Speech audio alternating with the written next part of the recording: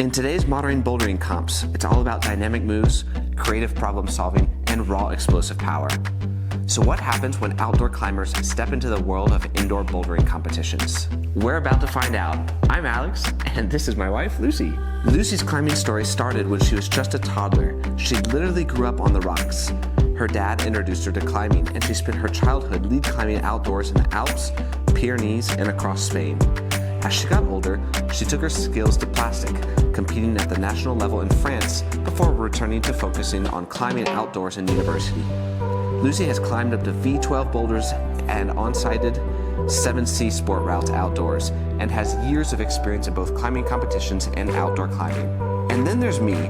I've been sending double-digit boulder problems outdoors for years. But here's the twist. It's been over a year since either of us have tried indoor competition-style problems. Today, we're heading to our local climbing gym to take part in a bouldering competition, and we'll see if our outdoor skills can hold up on the indoor challenges. Will the strength and technique from the outdoors be enough to conquer these tough comp-style problems, or will we crack under the pressure of the clock? Stay tuned, it's gonna be interesting. Well, the rules for today's climbing competition are pretty simple. They have set 40 different boulder problems for all levels of climbers, starting from your V beginner going all the way up to V hard. The boulders are numbered from 1 to 8, the lowest number giving the lowest amount of points and the highest number giving the highest amount of points. We have 2 hours to do as many boulders as we can, and because our rock climbing gym is actually a pretty small space, they've had to separate all of the climbers into 2 different groups. So the first group is going to get a 1-hour turn to do as many boulder problems as they can, then group 2 gets an hour,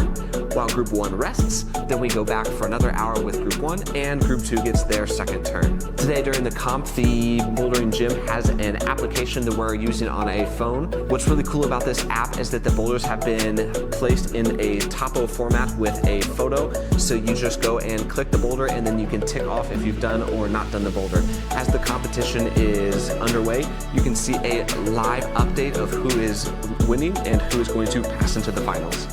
I flashed it, and Alex couldn't do it. Now, if you're not familiar with comp climbing versus outdoor bouldering, there are some major differences. On indoor competition, you cannot choose the movement you want, the foot you want. You have to do what the setter wants you to do. And meanwhile, outside, if you want to use another foot on another hole for your hand, it's easier to do it.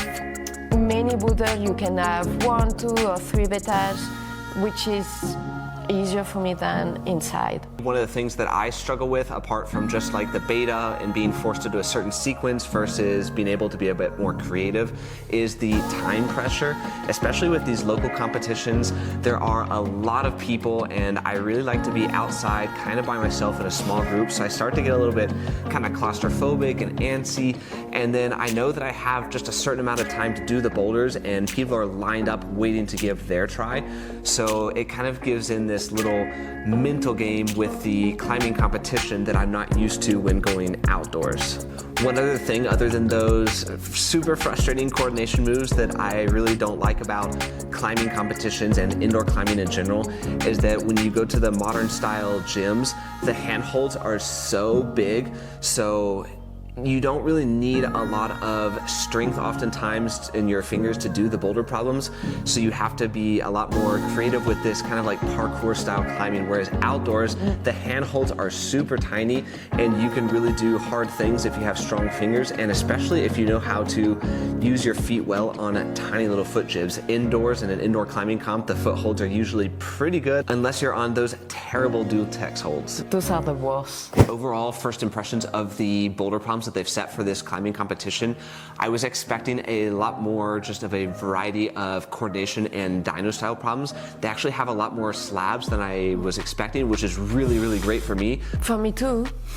My general strategy for these kind of open style climbing competitions is to do a couple of just easier warm-up problems and then to go right away into the ones that are going to earn more points while I'm fresher and hopefully the rest of the crowd isn't trying those. But the problem that we have that I wasn't expecting is that in my group I chose to do group 1 a massive group of youth climbers came and they were all in that first group. So I was in these long lines and all of the parents of the climbers were standing in the middle, and it was really frustrating because I felt like there was no space and the kids just go super fast and jump on the problems. And I'm a very timid person, so I'm like standing there waiting, like, can I put my shoes on? Can I have a try?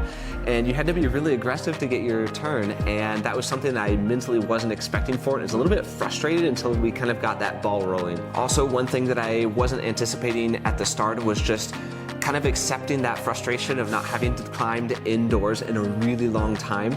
So my strategy of going right away into some of the harder problems when none of the other climbers were working on them yet meant that I was the one trying to figure out the beta. And because I'm not used to route reading on comp climbing style problems, it was really frustrating, and I found myself giving a lot more tries than I should have for problems that I think were pretty under my level in terms of just my climbing technique and strength. When I used to compete, it wasn't that much of the coordination and jump, it was more cleans and be strong. Surprisingly, it wasn't that much coordination. I was kind of lucky because in my group there weren't a lot of people, so I can more or less choose the boulder I want to do and do it right away, and don't have to wait for kids to climb and go very, very fast. I could rest more. So yeah, it was better in the second term.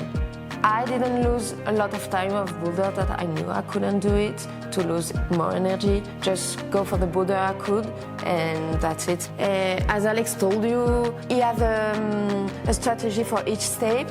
I just go to climb, nothing more. I'm not thinking about if I'm gonna make it to the finals, or I'm just having fun, and that's it. Maybe also in general, Alex tends to frustrate more than me. So in this kind of competition, I think it's easier for me than for him. Along those same lines of the mental pressure, the unfamiliarity of comp climbing, I noticed also right away with the grading of the indoor comp climbing problems, they did put numbers to try to help us indicate which problems were easy and which were difficult. But at the higher levels, I really had no idea, and I felt lost at certain times.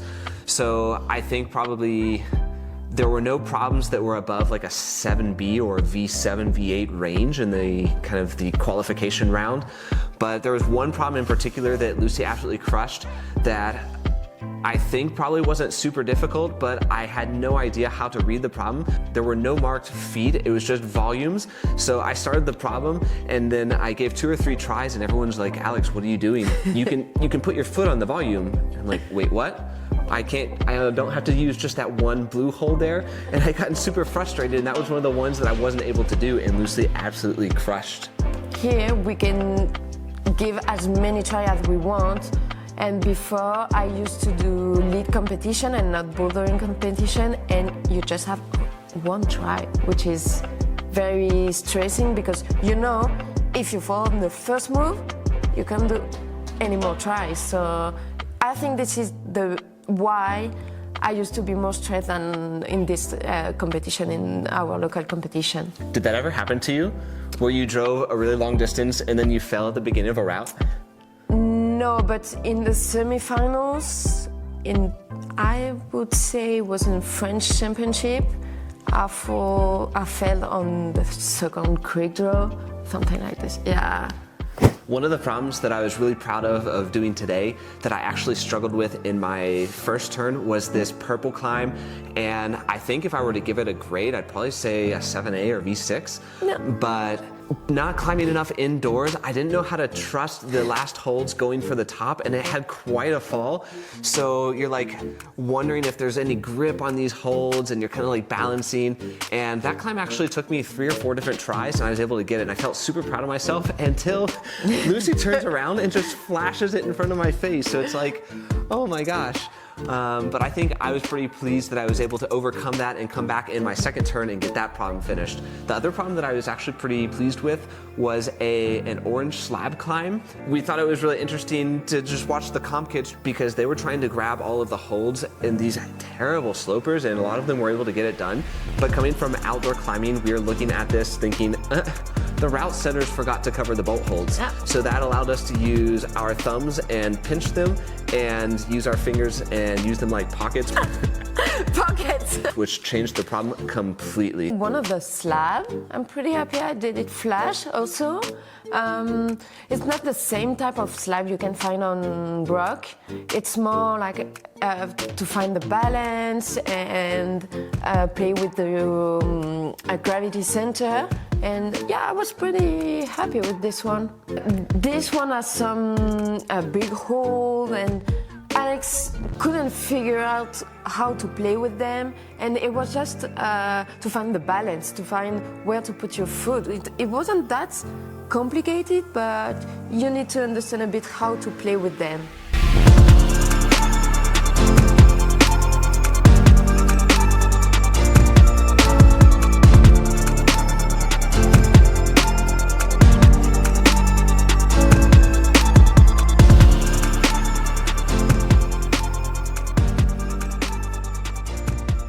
So after the results were all tallied up from the qualifying round of the climbing comp, it turns out that I was definitely the one that cracked first, but Lucie, on the other hand, actually got more points than I did and made the finals. But in my category, between me and the second one, the difference was way too much. To make the final interesting, they decided to put me in the youth category. The format for the finals was pretty simple. They set 3 different problems for both the male climbers and the female climbers. The first problem was a kind of a more physical problem on a steep overhang, and then for the second problem, the girls moved over to a coordination style problem.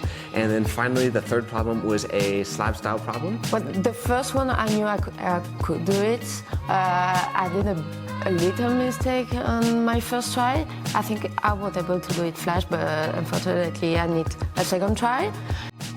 Come on.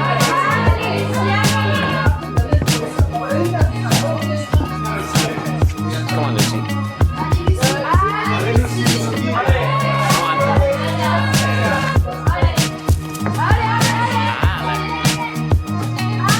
Come on.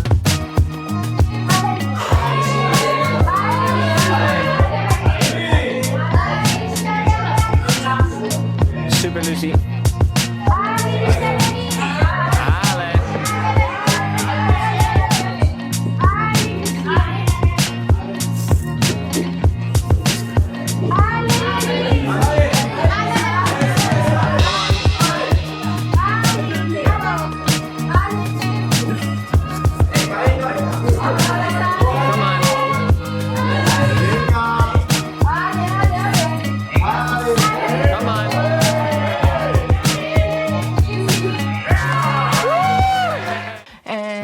The second boulder, which was the coordination, I knew the second I saw the boulder that I wasn't able to do it, and I wasn't able to do it. Even I wasn't able to do the zone, no, not on this one. No, on the second boulder, yeah. Lucie wasn't able to get the zone. There were 3 of the 6 girls that were able to do at least the zone. They were able to do the coordination move, but they weren't able to top out the boulder. So there are no tops on boulder number 2. And on the number 3, I did pretty good. I fall on the last move my first attempt.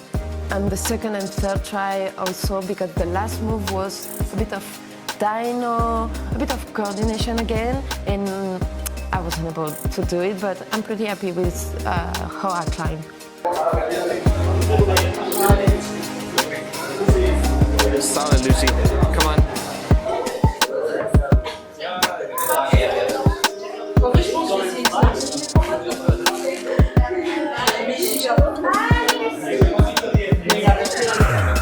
Come on.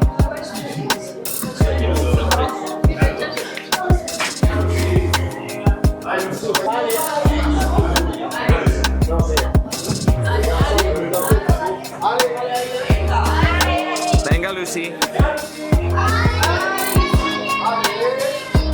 Venga. Con todo, Lucie.